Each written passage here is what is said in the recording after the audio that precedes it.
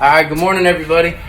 It's me, Charlie Mack. So, yesterday we did the first set of our brisket series where we talked about choosing the brisket, trimming the fat, and then seasoning it. So the brisket has been sitting in the fridge all night, and I just took it out and I'm letting it sit out in the pan on the counter for about an hour or so before I put it on the pit.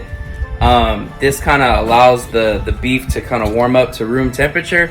You typically don't do that with other meat like poultry or even pork, but with beef you can go ahead and let it sit out.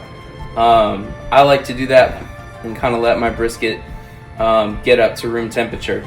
But what we're gonna do is go ahead and light the pit, get our pit ready to smoke our brisket. So this is a traditional offset smoker.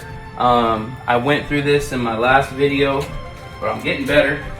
So this is the firebox. We're gonna put our fire here. This is the cooking chamber. This is where we're gonna put our brisket. So the way that I start my fire is I just use some matchlight charcoal. This is some HEB Insta-Light. So I'm gonna put in about that much.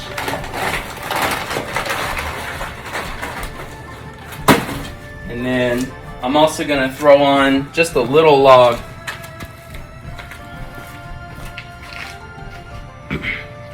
So the wood that I'm using today is oak, post oak to be specific. So this is like the authentic Central Texas oak. And a lot of people who smoke brisket in Texas prefer oak. They say it has the great flavor. I've never done it before, believe it or not. I've always used mesquite or hickory or even pecan, just because that's what was available to me. But I found this guy nearby who has this barbecue place that has tons of oak. So I said, what the heck, let's go ahead and try it. So I'm gonna throw a little bit of oak on there too. So this is just charcoal with a couple pieces of oak, and I'm gonna go ahead and start my fire, and I'm gonna let this burn down. So once this is burned down, then I'm gonna put my actual cooking logs on there, and we're gonna get our temperature in the pit up to 225 degrees. So let's go ahead and light her up. Watch out, babe. Come on. All right, so that's gonna go ahead and get lit up. Now, as that's lighting up, there's many different ways to cook a brisket. The traditional barbecue method is in an offset smoker, but that also means that there's a lot of work that goes into it, and it's a lot of time. Brisket typically cooks about maybe an hour per pound, typically. But some people can go faster, or some people will go slower. But if I'm cooking a 17-pound brisket, that means typically 17 hours, right? Well, it depends, but that's pretty accurate. What I'm gonna do is I'm gonna go ahead and cook my brisket on this offset smoker until it reaches an internal temperature of 165 degrees. Now, that can take 4 hours, that could take 6 hours, that could take 8 hours. It really just depends on the temperature of the pit. But what I'm gonna try to do is I'm gonna try to keep the temperature that I'm cooking at anywhere between 225 degrees to 250 degrees. That is gonna make sure that I'm going low and slow, and that's gonna allow the brisket to cook really nicely. But also what we're trying to do is we're trying to get the smoke on it. So once this fire calms down, really you're just gonna see a lot of smoke. And so we wanna get a good smoke flavor on the meat before we wrap it up. So that's really what we're trying to accomplish. So let's go ahead and let this fire get started, and then I'll show you the next step. All right guys, so our fire's kind of died down now. So what I'm gonna do now is I'm gonna go ahead and close the lid of the major chamber, because we want to go ahead and have this chamber go ahead and heat up to the right temperature. Now, one thing that I want to do is I have a water pan close to my fire. So I'm going to go ahead and add some water in there. And the reason why I'm doing this is to provide moisture. So I want to make sure that there's a good amount of moisture inside the pit, because we want to make sure that our brisket doesn't dry out. So what I'm going to go ahead and do is close this chamber, and then I'm also going to close this chamber as well. And so what that's going to do is it's going to allow our temperature to go ahead and rise in this pit. Okay, now I have a thermometer here, and I'm looking for around 225 to 250. And then remember, this is our firebox. Our firebox is going to go ahead and take the heat, and it's going to swirl it around through this chamber, and then it's going to go out the smokestack right here. So let's go ahead and give it a second and let our temperature of our pit heat up. All right, guys, so our temperature is starting to climb in the pit. The charcoal has calmed down. So I'm going to go ahead and put in my first oak log.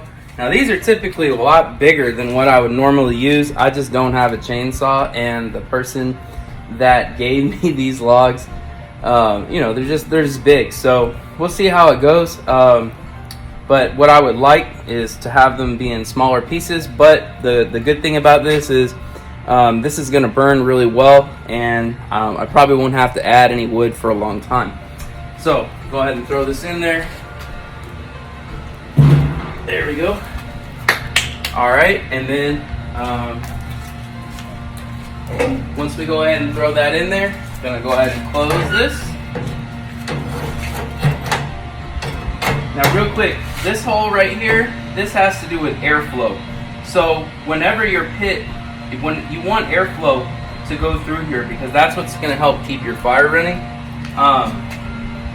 If you close this off, that's going to make your temperature go down. But you always want, I always like keeping this open, and if my fire is struggling, then I'll go ahead and open this up all the way. All right, and oh yeah, you can already see that smoke, and you can smell it, and you can smell that oak flavor of the wood. So I think we're about ready to go ahead and throw our brisket on once it reaches 225. All right, so we got our fire going, we got our wood in there, we're using post oak.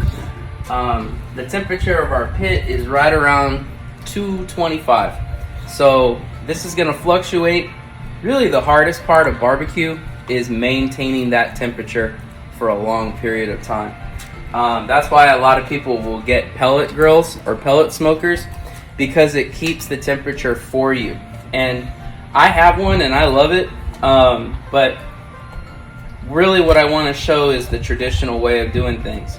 But like I said, this is the traditional way. This is hard work. This takes time and dedication. But the reward is that you get a really, really nicely smoked brisket with a really, really good bark. So anyhow, you can do it both ways, traditional, pellet grill, and so forth. But we're going to do it traditional. So our temperature is looking good. Smells amazing. I'm going to go ahead and put the brisket on now. All right. So we've had our brisket sitting out for about, I would say, an hour or so. So now I'm going to go ahead and slide this baby on. All right. There we go. Looks good. Okay. All right, so our brisket's on. It's looking good. I'm putting it in the center of our cooking chamber. The water pan is going to be right there in the corner next to the fire. Also, there's two parts of a brisket: the flat part, which is the leaner part, and the point, which is the more fatty part, or the thicker part. So always put your point, the big thicker part, closest to the fire. All right. So that's that. My hands are a little dirty, but that's okay. I'm gonna go ahead and shut this up. Okay. So now our brisket is on the pit. So what we're gonna do is we're gonna let that sucker cook. at around 225 to 250. And what we want to do is let that go for hours until the internal temperature of the brisket reaches around 165 degrees. At that point, we're gonna wrap it in butcher paper, but we got a long way to go. It already smells really good. What I'm gonna do though is just let it cook, and then really your job right now is just to relax, enjoy the Texas summer weather, and maintain that temperature of the fire.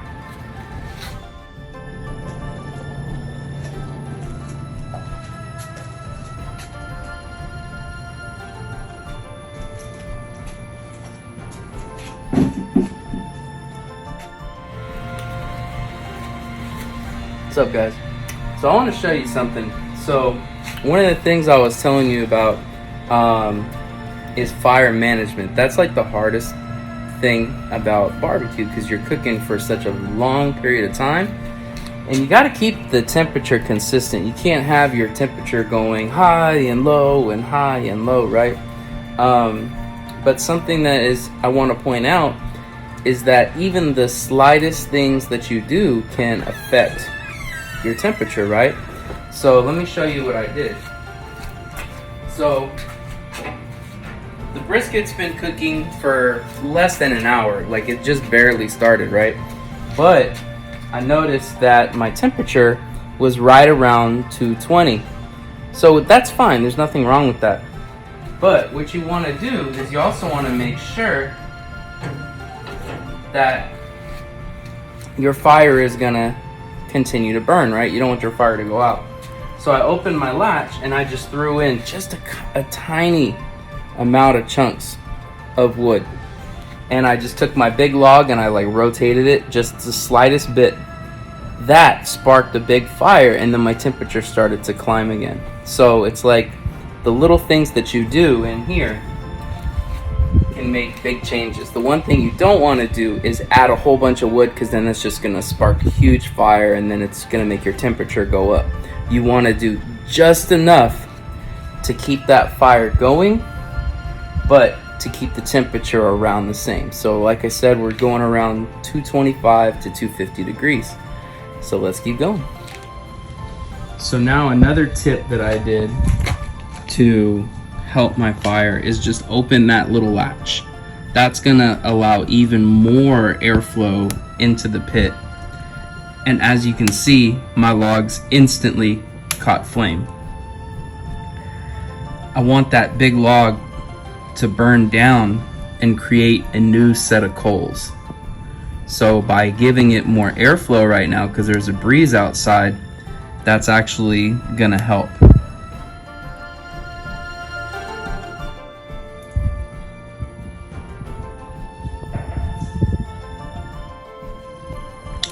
Right now I threw in a couple pieces of bark to really help as tinder to keep that fire going.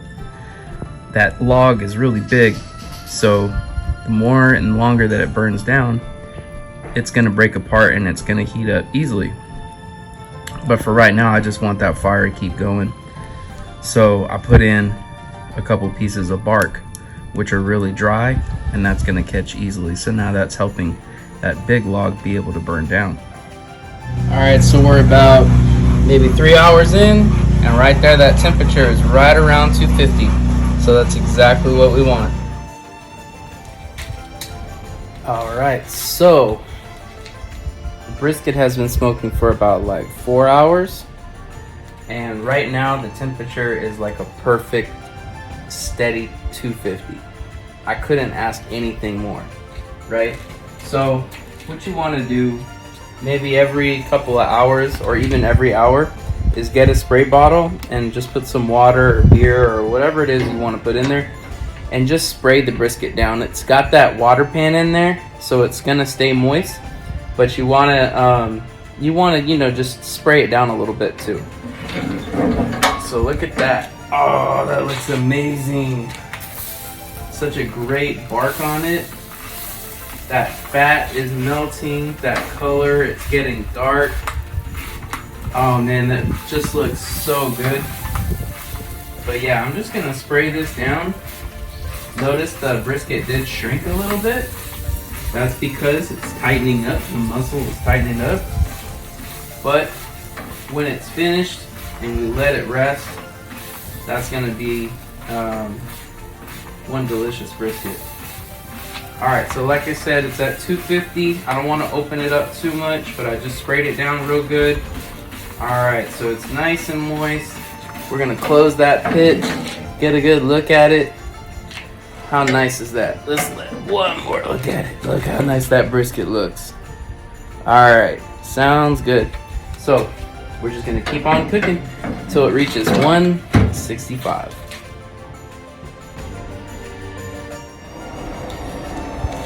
Alright, so I've just taken the brisket out of the pit. It is right at 165 degrees. Now this is when I will wrap my brisket in butcher paper. And the reason why I wrap it in butcher paper and not foil is because if you wrap it in foil, it's almost like you're steaming it. Whereas with butcher paper, you're still just maintaining that bark that you've worked so hard to achieve. If you can look at this, you can see the bark. See how dark and charred the brisket is. That's what that open fire is for. And whenever you put it in butcher paper, you're not going to lose that bark. Whereas if you put it in foil, it's gonna kind of steam it. And that's just my personal preference. So let's take this inside and let's get it all wrapped up in butcher paper. But look at it. Look how nice that looks. And it smells amazing. That's the best part. And the oak, I think, gives it actually a really good flavor.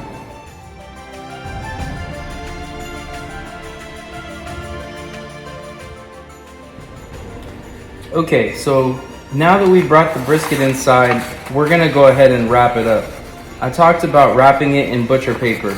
So this is store-bought red or pink butcher paper, and I've put down 2 sheets that kind of overlap over each other.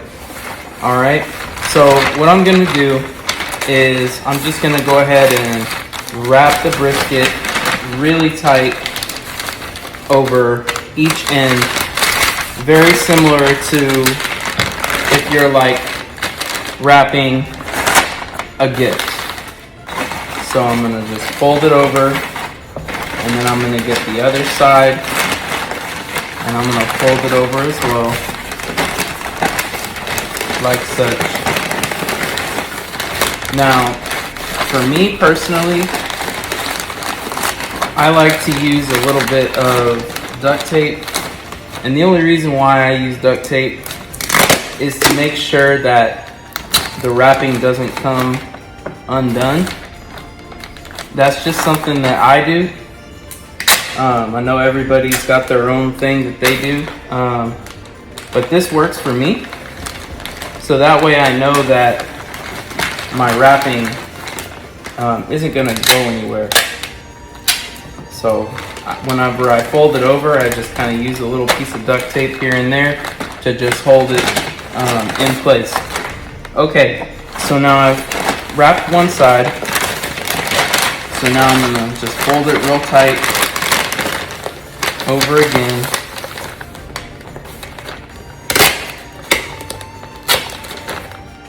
And just kind of seal it shut. Okay. Making sure it's tight. You don't want any of it to break. And then I got my last fold over. I know there's different ways to wrap a brisket.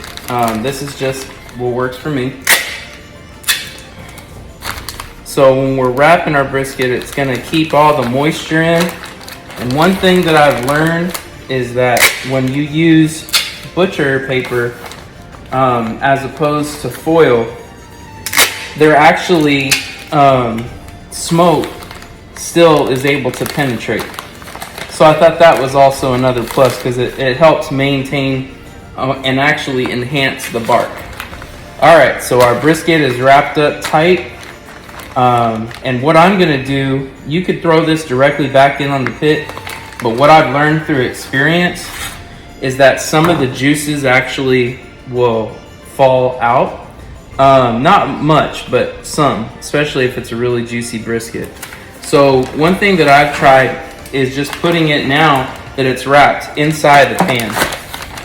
And I think one benefit of putting it inside the pan is that any juices that were to fall outside of this, just because there's so much out of this wrapping, are going to still be in the pan. So whenever you take the brisket out when it's finished and let it rest, then all those juices are able to go back into the meat, and it makes it really, really tender.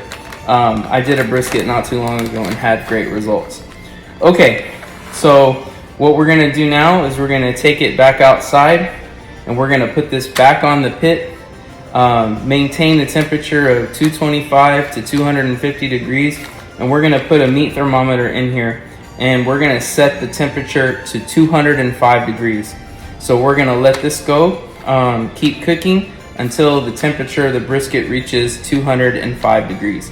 Then we're gonna take it off the pit and let it rest. All right. Well, the brisket has reached 205 degrees. So I pulled it off the pit. I did have it in the pan, and notice that there's juices in the pan. Those are juices that would have fallen out otherwise.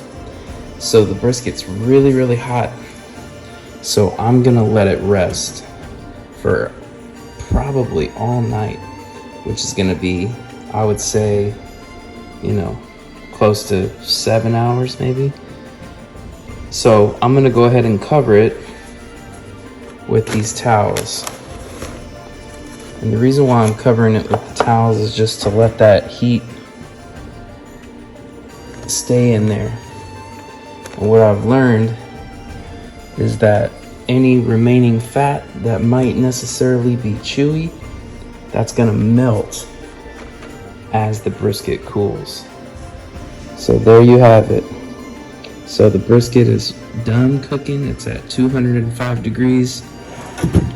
And we're gonna let this thing rest all night long. In the morning, we'll cut into it. Hopefully have a nice moist brisket.